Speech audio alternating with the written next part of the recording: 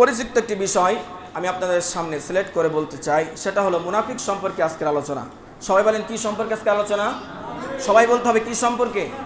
মুনাফিক সম্পর্কে। এখন আপনি যদি বলেন যে মুনাফিক আমি কোথায় পাবো, আপনি যদি বলেন যে হিন্দু দেখতে চাই, হিন্দু আমাদের দেশেও আছে, যদি মনে করেন যে একটু বেশি বেশি দেখতে চাই, কোটি কোটি দেখতে চাই, তাহলে ভারতে গেলেই হিন্দু দেখা যাবে। কথা বলেন ঠিক কিনা? আপনি যদি মনে করেন যে আমি হিন্দু দেখবো কিন্তু খ্রিস্টানও সাথে দেখবো, তাহলে আপনি পৃথিবীতে আরও রাষ্ট্র, যেমন যুক্তরাষ্ট্র আছে, এখানে যদি আপনি চলে যান কোটি কোটি খ্রিস্টান। কথা বলেন ঠিক কিনা? আপনি যদি মনে করেন যে মুসলমান দেখবো, সেটা আমাদের দেশেও আছে, অন্যান্য দেশেও আছে। এখন যদি আপনি বলেন যে হুজুর মুনাফিক দেখবো, আপনি কোথায় পাবেন? সহজ সোজা সবটা হিসাব হলো, যেখানেই মুসলমান আছে, যেই দেশেই মুসলমান আছে, যেই গ্রামে মুসলমান আছে, যেই মহল্লায় মুসলমান আছে, সেই জায়গায় দাড়ি টুপি লাগায়া এক প্রকার মানুষ আছে যারা মুনাফিকের দায়িত্ব পালন করে। কথা বলেন ঠিক কিনা? সুতরাং বোঝা যায় বাংলাদেশেও মুনাফিক আছে, ভারতেও মুনাফিক আছে, যুক্তরাষ্ট্রেও মুনাফিক আছে, নেপালেও মুনাফিক আছে। যেখানেই মুসলমান আছে ওই জায়গায় মুনাফিক আছে। মুনাফিকদেরকে চেনা এত বড়, মুনাফিকদেরকে চেনা এত সহজ বিষয় নয়।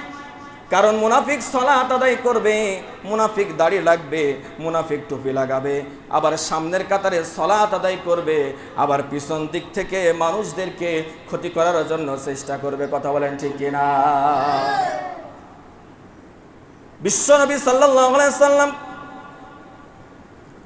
তিনি মুনাফিকদের পরিচয় দিয়ে গেছেন। তার আগে শুনুন, মুনাফিক এমন একটা ক্যান্সার, এই ক্যান্সার যদি কারোর এসে যায় তাহলে তার কোনো সমাধান নাই যতদিন সে তওবা না করে। কারণ করোনা ভাইরাসে কেউ যদি, এমন একটা ভাইরাস, এটা করোনা ভাইরাসে কেউ যদি মারা যায়, আপনি বলতে পারবেন না ও জাহান্নামী। কিন্তু মুনাফিক হয়ে যদি মারা যায় ও জাহান্নামী। কারণ এই আয়াতে কারিমা আল্লাহ রাব্বুল আলামিন নিজে নাজিল করেছেন। জোরে বলেন সুবহানাল্লাহ। আল্লাহ রাব্বুল আলামিন বলেন, ইন্নাল মুনাফিকিনা ফিদ দারকিল আসফালি মিনান নার ওয়া লান তাজিদা লাহুম নাসীরা। জোরে বলেন আল্লাহু আকবার। আল্লাহ রাব্বুল আলামিন বলেন নিশ্চয় মুনাফিকরা, নিশ্চয় কথাটা আল্লাহ রাব্বুল আলামিন ব্যবহার করেছেন নিশ্চিত করার জন্য। নিশ্চয় মুনাফিকরা জাহান্নামের সর্বনিম্ন স্তরে থাকবে। সুতরাং সবচাইতে খারাপ জাহান্নাম যেইটা, সবচাইতে নিচু জাহান্নাম যেইটা, এই জাহান্নামে আল্লাহ রাব্বুল আলামিন মুনাফিকদেরকে রাখবেন। জোরে বলেন আউযুবিল্লাহ। তাহলে মুনাফিকরা যে জাহান্নামী, আয়াত তার প্রমাণ। শুধু এমন জান্নাত নয়, এমন জাহান্নাম নয় যেই জাহান্নাম খুব ভালো একটা জাহান্নাম, কারণ জাহান্নামেরও স্তর আছে।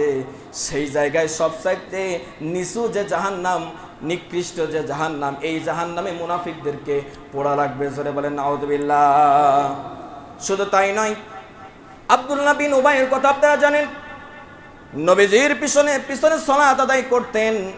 যখন এই আব্দুল্লাহ বিন উবাই মারা গেলেন, তার সন্তান ছিল আব্দুল্লাহ। নবীজির কাছে এসে বলতেছেন, ইয়া রাসূলুল্লাহ, ইয়া হাবিবাল্লাহ, আমার আব্বাজান মারা গেছেন, সুতরাং দুইটা ওসিয়ত আমার কাছে করে গেছে। এক নম্বর হলো আপনার যে জুব্বা আছে, এই জুব্বা দ্বারা তাকে কাফনের কাপড় পরিধান করিয়ে দিতে হবে। নবীজি জুব্বা একটা দিয়ে দিলেন। আর দ্বিতীয় নম্বর ওসিয়ত করেছেন আপনি তাকে জানাজার নামাজটা আদায় করবেন, অর্থাৎ পড়াবেন। এই দুইটা ওসিয়ত করে গেছেন। নবীজি সেই দিকেই যখন আব্দুল্লাহ সেই কথা বললেন, নবীজি যেতে চাকলেন। এবার হযরত ওমর রাদিয়াল্লাহু তাআলা আনহু তিনি পিছন দিক থেকে নবীজিকে ডেকে বলতেছেন, ইয়া রাসূলুল্লাহ, ইয়া হাবিবাল্লাহ, কার জানাজায় আপনি যান, কার জানাজায় আপনি যান, যেই মানুষটা সারা জীবন আপনাকে মারার জন্য, আপনাকে হিজরত করানোর পিছনে, অর্থাৎ মক্কা থেকে মদিনায় তাড়ানোর জন্য দায়ী সেই মানুষটা। শুধু তাই নয়, আবু জাহেলের সাথে আপনার বিরুদ্ধে যত কাজ আছে, আপনার পিছনে সালাত আদায় করতো আর আবু জাহেলের সাথে হাত মিলাতো, তার মানে দুই দিকেই আছে। এর নাম কি? সবাই কান, এর নাম কি? দুই দিকেই আছে। নবীজি আপনার পিছনে নামাজ পড়তো, আবার মুনাফিকের সাথে হাত মিলাতো। অর্থাৎ মসজিদেও থাকবে, গানের প্যান্ডেলেও থাকবে, মসজিদেও থাকবে যারা ইসলাম বিরোধী আন্দোলন করে, যারা ইসলামকে ডুবিয়ে দিতে চায় তাদের পিছনেও আন্দোলন করবে, তাদের সাথেও থাকবে। এর নাম হলো মুনাফিক। কথা বলেন ঠিক কিনা? ও নবী, আপনি কি জানেন না 300 জন উহুদের ময়দানে 300 জন সৈন্যকে এই মানুষটা অর্থাৎ আব্দুল্লাহ বিন উবাই যিনি পিছন থেকে নিয়ে কেটে পড়েছিলেন আপনাকে বিপদে ফেলার জন্য, ওহুদের ময়দানে যাতে করে আপনি চিরতরে নিঃস্ব হয়ে যান, চিরতরে মৃত্যুবরণ করেন, এজন্য 300 সৈন্যকে পিছন দিক থেকে তিনি নিয়ে হটে গিয়েছিলেন, চলে গিয়েছিলেন। সুতরাং ও নবী, আপনি তার কেন জানাজার নামাজ পড়াতে যাচ্ছেন? হযরত ওমর রাদিয়াল্লাহু তাআলা এই কথা যখন বললেন, নবীজি কোনো কথা বললেন না, নবীজি বরংস বললেন, ও ওমর, তুমি যেই কথাগুলো বলতেছো সব কিছু আমি জানি, কিন্তু নবীজি দেখেন, নবীজিকে মারতে চাইলো, মুনাফিকি করলো, সব কিছু করলো, কিন্তু নবীজি তার জানাজা পড়তে বরংস যাচ্ছে। এটাই হলো নবীজি এবং ইসলামের একটা সৌন্দর্যতা। জোরে বলেন সুবহানাল্লাহ। কিন্তু আল্লাহ রাব্বুল আলামিন এটা সহ্য করলেন না। মুনাফিকের সম্পর্কে আয়াত নাজিল করে জানালেন, ইস্তাগফির লাহুম আও লা তাস্তাগফির লাহুম ইন তাস্তাগফির লাহুম 70 মাররা ফালাই ইয়াগফিরাল্লাহু লাহুম যালিকা বিআন্নাহুম কাফারু বিল্লাহি ওয়া রাসূলিহি। জোরে বলেন আল্লাহু আকবার।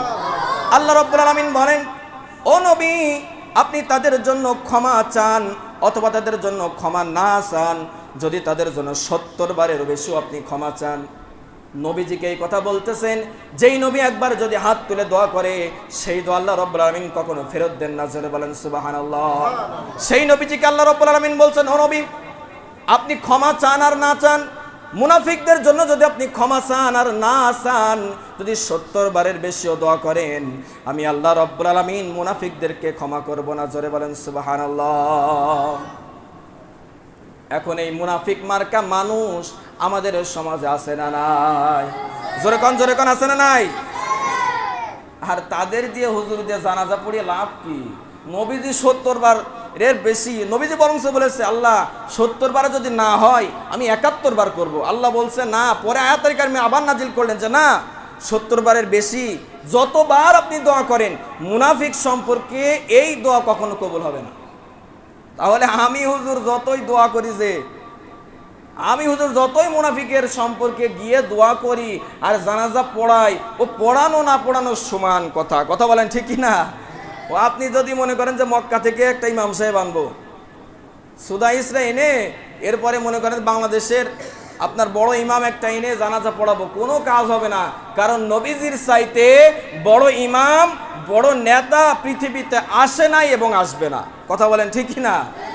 সেই নবীজির দোয়া যদি আল্লাহ ফেরত দিতে পারে, আমার আপনার মতো ইমাম সাহেবের দোয়া ফেরত দেওয়া কোনো বিষয়ই না।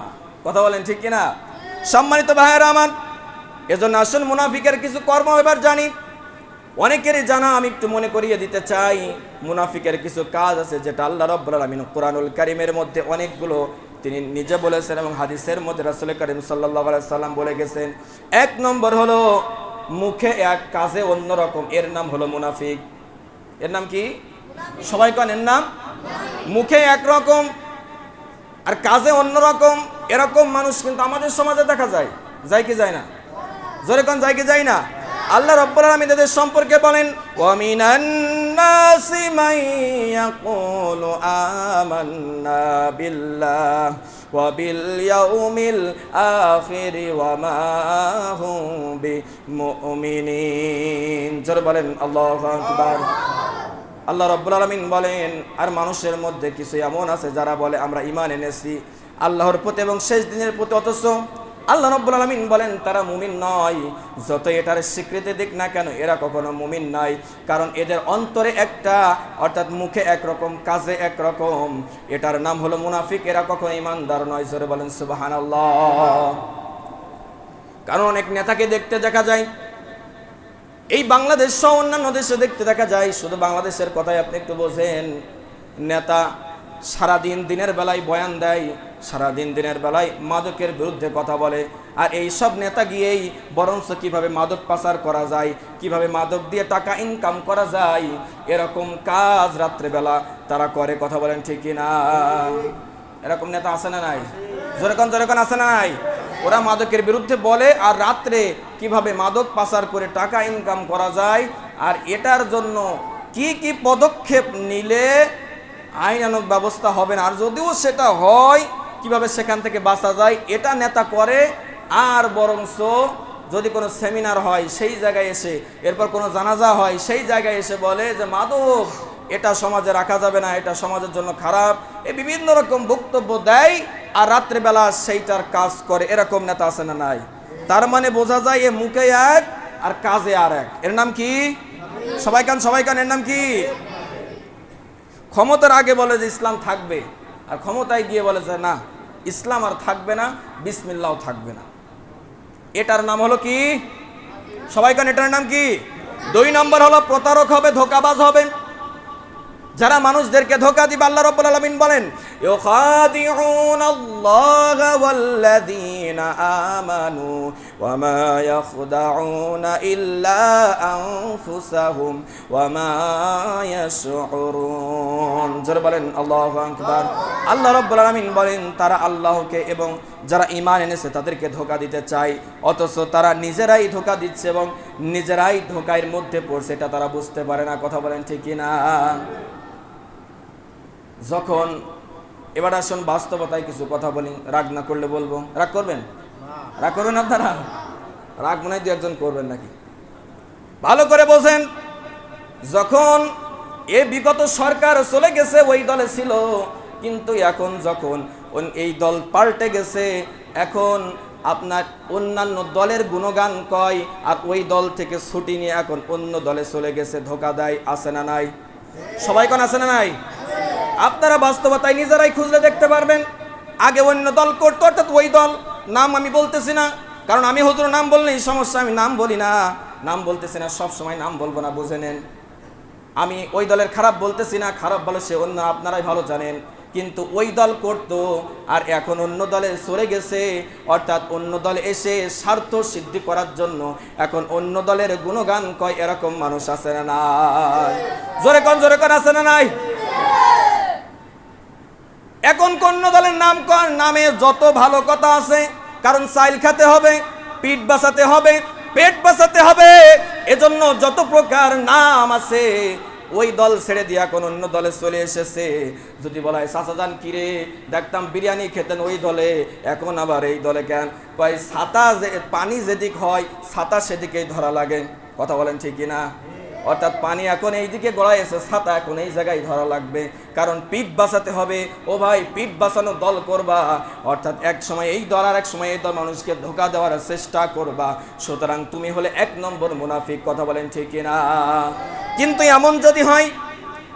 এমন যদি হয় ওই দল অন্যায় করেছে, অবিচার করেছে, অত্যাচার করেছে, নিপীড়ন করেছে, আরে মোলামাদেরকে নির্যাতন নিপীড়ন করেছে, অত্যাচার করেছে, মানুষ হত্যা করেছে, টাকা পাচার করেছে, এইগুলো যদি আপনার কাছে খারাপ লাগে, খারাপ লাগার পরে যদি তওবা করে আপনি একটা ভালো দল বেছে নেন তাহলে কোনো সমস্যা নাই। কিন্তু আপনি যদি এমন হয় পিঠ বাঁচানোর জন্য এবং আপনি স্বার্থ সিদ্ধির জন্য এক দল করতেন আরেক দলে চলে এসেছেন, এটা হলো মুনাফিকের পরিচয়। কথা বলেন ঠিক কিনা? এরকম লোক আমাদের সমাজে মনে হয় নাই? জোরে কোন আছে না নাই? এজন্য তো আমি তো বলতে চাচ্ছিলাম না যে যদি কষ্ট পান তাহলে বলবো না, কিন্তু বাস্তবতা তো বলে তুলে ধরা লাগবে। এরকম মানুষ কিন্তু আছে, আপনারা খুঁজে দেখেন, পেয়ে যাবেন। এটা হলো প্রতারক, ধোঁকাবাজ, সুবিধাবাদ, জিন্দাবাদ। 3 নম্বরে এবার আসুন, সুবিধাবাদ, জিন্দাবাদ। বিভিন্ন সুবিধা নেওয়ার জন্য, যেটা আলোচনার ভিতরে অনেকটা চলে এসেছে।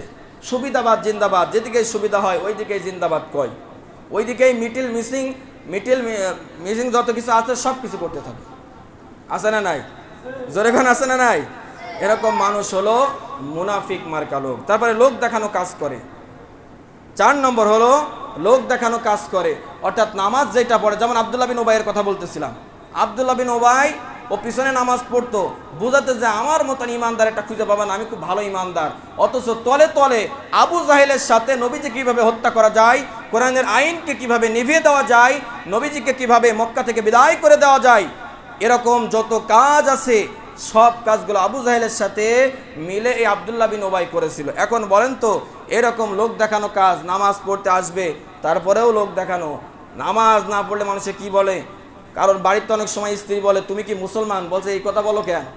বলে যে তুমি যদি মুসলমান হইতে অন্তত শুক্রবারে তো নামাজ পড়তে যেতে, শুক্রবারে তত তো নামাজ পড়তে যেতে। বলছে নামাজ পড়তে আমার ভালো লাগে না, বিভিন্ন অজুহাত পেশ করে। এরপরে যাও একটু নামাজ পড়তে আসে, যদি তার ভিতর মুনাফিকত্ব থেকে থাকে তাহলে দেখবেন লোক দেখানো নামাজ পড়ে। আর লোক দেখানো যারা নামাজ পড়ে এরা দেখবেন যে নামাজ পড়তে আসলে গায়ে একটু চুলকায়, ইমাম সাহেব তেলাওয়াত বড় করলে একটু সমস্যা হয়, এরপরে এদিক ওদিক তাকায়, ফ্যান পরিষ্কার হয়েছে কিনা হুজুরের ভুল ধরতে পারতে, ফ্যান পরিষ্কার যদি না থাকে, হুজুর আপনি কি করেন সারাদিন? মসজিদে বসে বসে বেতন নেন আর এ করেন, আর এই পাখাগুলো ঘরে একটু পরিষ্কারও আপনি করতে পারেন না। এরকম ভুল ধরার জন্য চেষ্টা করে, এরাই হলো মুনাফিকের। আরও আছে, আরও অনেকগুলো আছে যেগুলো আপনি দেখতে পারবেন। এজন্য এই মুনাফিকের পরিচয় যারা বহন করতেছেন, আল্লাহ রাব্বুল আলামিন সবচেয়ে নিম্ন জাহান্নাম, সেই জাহান্নাম আপনাকে রাখবে। আরও অনেক কথা ছিল, যতটুকু বলেছি আল্লাহ রাব্বুল আলামিন হেদায়েতের নিয়তে আমাদেরকে বোঝার তৌফিক দান করুন এবং আমাদেরকে আমল করার তৌফিক দান করুন। সকলে পড়ছে আল্লাহুম্মা আমিন।